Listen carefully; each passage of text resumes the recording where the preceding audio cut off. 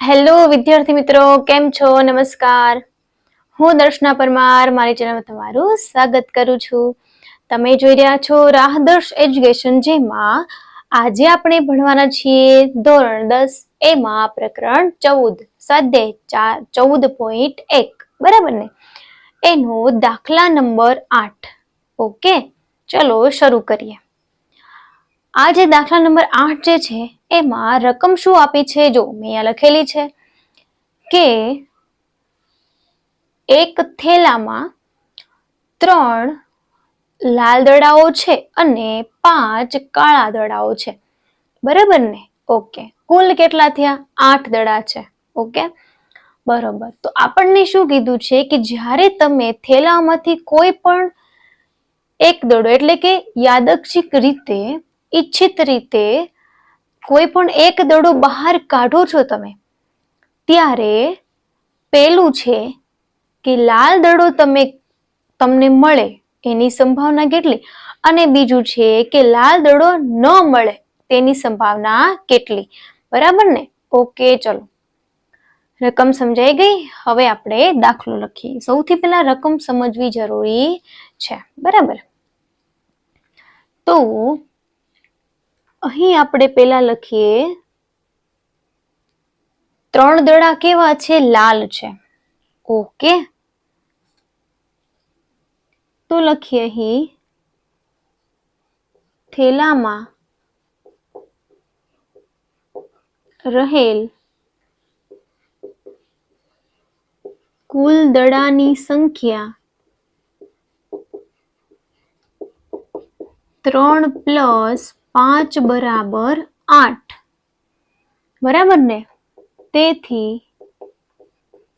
કુલ પરિણામ બરાબર 8 થશે.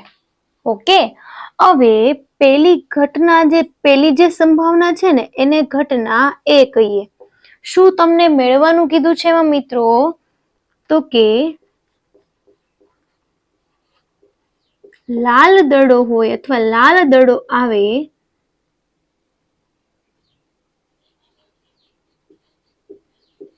તેની સંભાવના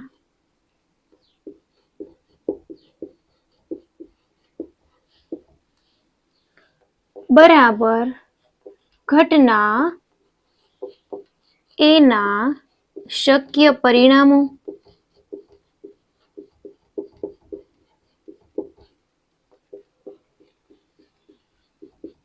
છેદમાં કુલ પરિણામ. ઓકે, હવે જો અહીંયા લખી નાખીએ, બરાબર? હવે લાલ દડા કુલ કેટલા છે? તો કે લાલ દડાની સંખ્યા 3 છે, બરાબર? તો ઘટના એના શક્ય પરિણામો કેટલા થયા? તો કે 3 થયા. અને કુલ પરિણામ કેટલા છે? 8 છે. તો અહીંયા લખી નાખીએ 8. હવે આના કઈ છેદ ઉડાડી શકાય તેવું છે નહીં, તેથી બસ આપણને સંભાવના મળી ગઈ. એની પછી ઘટના B કહી દઈએ.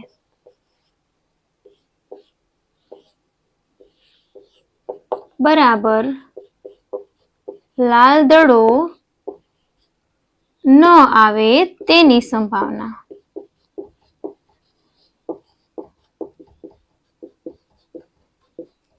ચલો, ઘટના B ના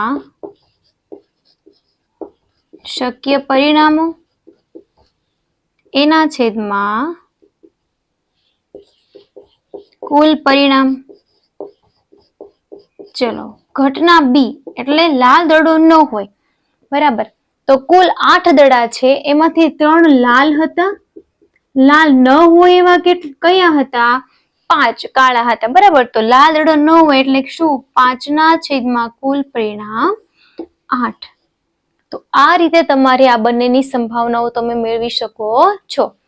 એની પછી દાખલા નંબર 9 જોઈએ. ઓકે, દાખલા નંબર 9 જોઈએ.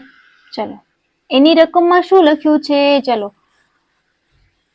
જોતા જઈએ. જો મેં એની રકમ અહીંયા લખી છે, વાંચો. ચલો, શું કીધું છે એમાં? એક પેટી છે, બરાબર? એમાં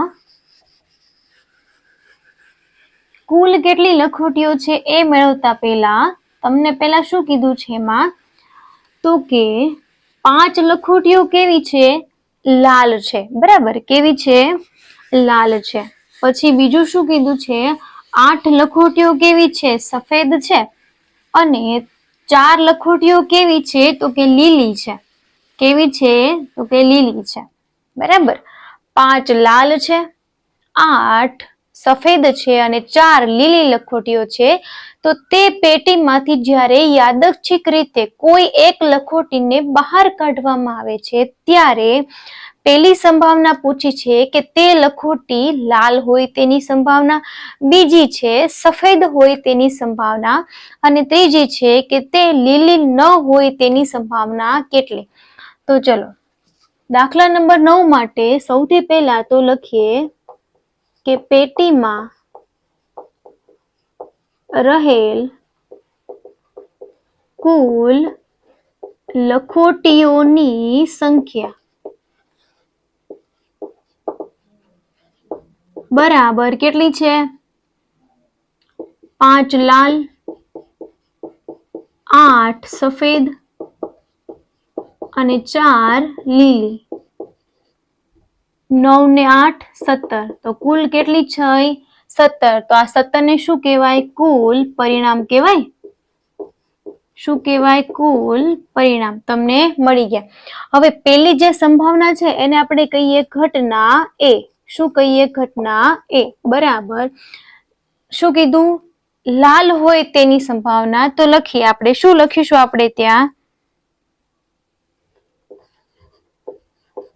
બહાર કાઢેલ લખોટી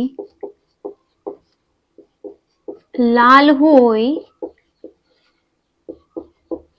તેની સંભાવના. ઓકે, ઘટના એના શક્ય પરિણામ.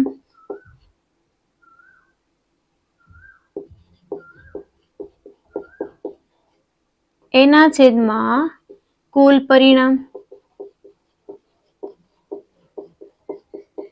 ચલો ઘટના એ લાલ કેટલી છે, 5, એટલે 5 કુલ કેટલી હતી, 17. હવે આના કઈ છેદ ઉડાડી શકાશે નહીં એટલે આને આપણે આમને એમ રાખીએ. એની પછી ઘટના બી, એમાં શું કીધું છે, તો કે સફેદ લખોટી મળે તેની સંભાવના. તો લખીએ એના માટે આપણે કે બહાર કાઢેલ લખોટી સફેદ મળે તેની સંભાવના. બરાબર, બહાર કાઢેલ લખોટી સફેદ મળે તેની સંભાવના કેટલી. ઓકે, લખીએ ઘટના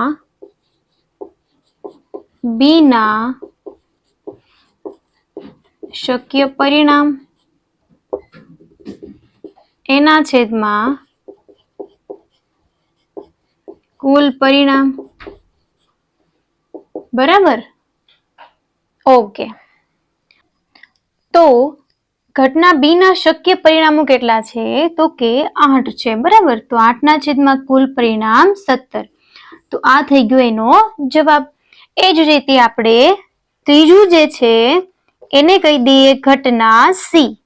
બરાબર, તો લખીએ કે બહાર કાઢેલ લખોટી લીલી ન હોય તેની સંભાવના આપણને કીધી છે ને, લીલી ન મળે તેની સંભાવના.